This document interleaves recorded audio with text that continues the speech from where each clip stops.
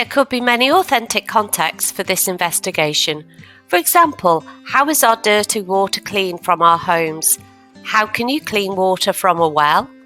If you were on a desert island, how could you clean and make water safe to drink? The main focus is to clean water, or scientifically to separate liquids from solids, and exploring the properties of materials.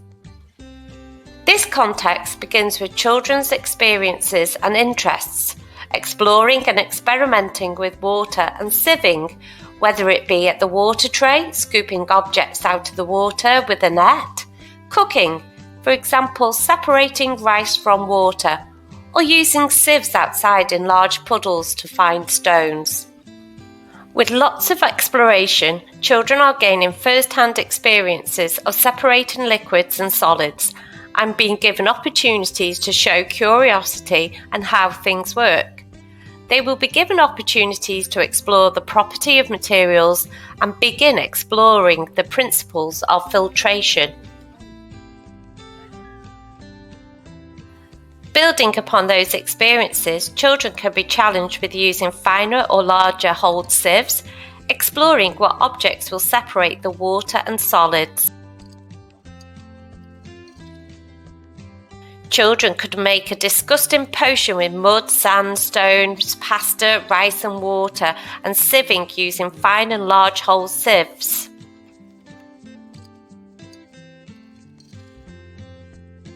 There is lots to discover with this experience and supporting children's understanding by asking questions such as what happens to the mud, what happens to the water, in this case what happens to the pasta.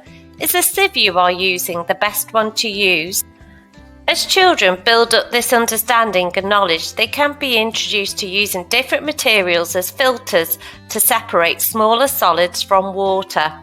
A blend of approaches is suitable here with possible direct teaching, for example, how to conduct an inquiry, but lots of opportunities for independent discovery, building knowledge of different materials and carrying out an inquiry supported by an adult if needed.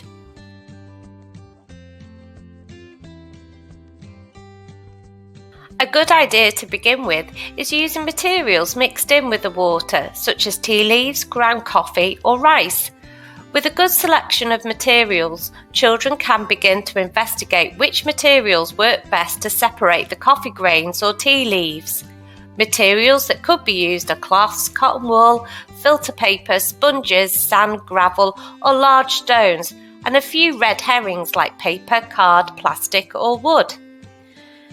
Children can be introduced at this stage to simple methods of inquiry, recognising patterns from their observations and introducing how to communicate their findings, taking into account the literacy and numeracy skills of the child.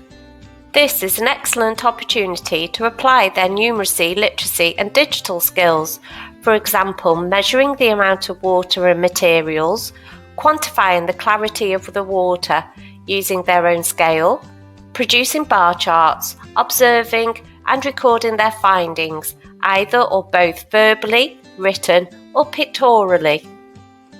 As children have built up this knowledge and experience, they will be able to apply it to the real-life context of building a large or small-scale filtering system, either collaboratively or individually. To support collaborative working, children may have a specific role within a team which will support their social and emotional development, supported by an adult to facilitate their needs as they arise. There will be a great deal of thinking creatively how to solve the problem and then more critically, for example, which materials they will use and what will their filter structure look like. They may need to research specific methods depending on their context, but making it suitable for a classroom experience indoors or outdoors. As children carry out their investigations, they will be applying their assessment for learning, building on their previous knowledge on what is working well and how they can improve. By reaching a point of satisfaction with the task, this supports them to develop emotionally. There may be other ideas, risks to take that the children have thought of themselves, and therefore taking responsibility for their own learning. The first system made may not be successful, and there are opportunities for refinement, comparison, developing sustained effort, and maintaining challenge. Using effective questions such as, is this the cleanest water that the system can make? Is there a better way? What isn't working so well? Will help children refine and improve their approach. The developmental approach to this problem, from the youngest children sieving water to older children designing and refining filter systems, ensures that we are setting tasks and selecting resources that build on previous knowledge and experience and engage interest. This experience takes into account both the science and technology what matters statements. Being curious and searching for answers is essential to understanding and predicting phenomena. Design thinking and engineering offer technical and creative ways to meet society's needs and wants. There are cross-cutting themes to the humanities AOLE if used in the context of springs and wells, either locally, nationally or globally.